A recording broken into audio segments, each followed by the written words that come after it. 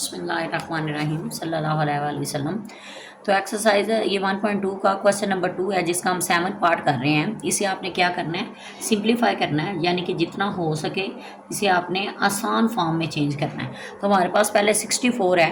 अगर आप 64 को देखें तो इसकी फैक्टराइजेशन हो सकती है। फैक्टराइजेशन करके आपने इसे फैक्टर्स में चेंज करना है। अच्छा, 64 2 पे भी जाता है।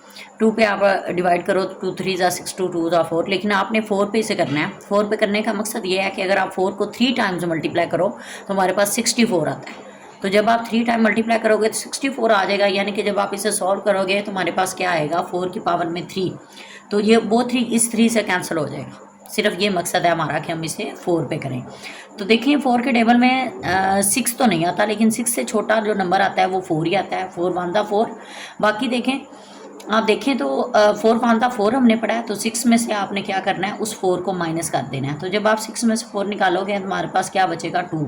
उस 2 को आपने इस 4 के साथ लिख देना है। तो बेसिकली ये हमारे पास क्या हो जाता है, 24 हो जाता है। तो आप देखें 4 के टेबल में कहाँ पे 24 आता है, 4 6 पे 24 आता है। 4 6 ज़ा 24। अब हमारे पास आ गया 16।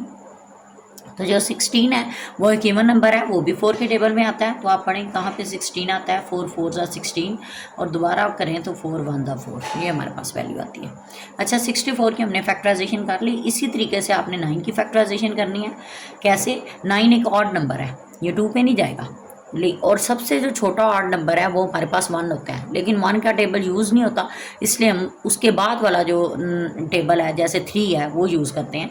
तो 3 के टेबल में 9 कहाँ पे आता है, 3 पे आता है। 3 3 ज़ा 9 और 3 1 ज़ा 3। ठीक है। तो अब आपके हमारे पास देखें इसके फैक्टर आ गए हैं। तो वो आपने क्या करना है कि ये नंबर यूज़ नहीं करने, बल्कि इनकी जगह पे इनके फैक्टर लिखने हैं। जैसे 64 की जगह पे क्या आ जाएगा, 4 को 3 टाइम आप लिखोगे, ऊपर पावर 2/3, फिर डिवाइड लगाना है। ये 9 है तो 9 आपने नहीं लिखना, बल्कि इसकी जगह पे ये इसके दोनों फैक्टर यूज़ करने हैं। 3 × 3, पावर में -3/2 आ गया। अब देखें ये 4 3 टाइम है, तो 4 की पावर में 3 होल पावर -2/3 डिवाइड 3 की पावर में 2 होल पावर -3/2। अब देखें तो इससे ये 4 पे करने का ये मकसद था। देखें 4 की पावर में 3 आ गया। अब ये 3 इस 3 से कैंसिल आउट हो जाएगा, तो हमारे पास क्या आ जाएगा, 4 की पावर -2 डिवाइडेड बाय ये 2 इस 2 से कैंसिल होगा, तो 3 की पावर क्या आ जाएगा, -3। अब आपने क्या करना है, ये जो डिवाइड है इसे आप मल्टीप्लाई में चेंज करें, तो ये 4 की पावर -2 और मल्टीप्लाई 1/3 की पावर -3। यानी कि जब आपने मल्टीप्लाई में इसे चेंज करना है तो ये जो आगे वाली रकम होती है वो फ्रैक्शन में चली जाती है, बटे में चली जाती है। ठीक है। तो अब आपने क्या करना है, ये आ जाएगा हमारे पास 4 की पावर -2 और ये आ जाएगा 3 की पावर -3। तो अब आपने क्या करना है, इनकी जगह चेंज कर देनी है, यानी कि 3 को आपने ऊपर ले जाना है, तो वो हो जाएगा प्लस का 3, और ये आपको 4 को नीचे लेके आएंगे तो इसकी पावर हो जाएगी प्लस का 2। आप प्लस लगाओ या ना लगाओ कोई फ़र्क नहीं पड़ता। तो इससे 3 के ऊपर 3 है, इसका मतलब है 3 को आपने 3 टाइम्स लिखना है, और 4 के ऊपर 2 है, यानी कि 4 को आपने 2 टाइम्स लिखना है।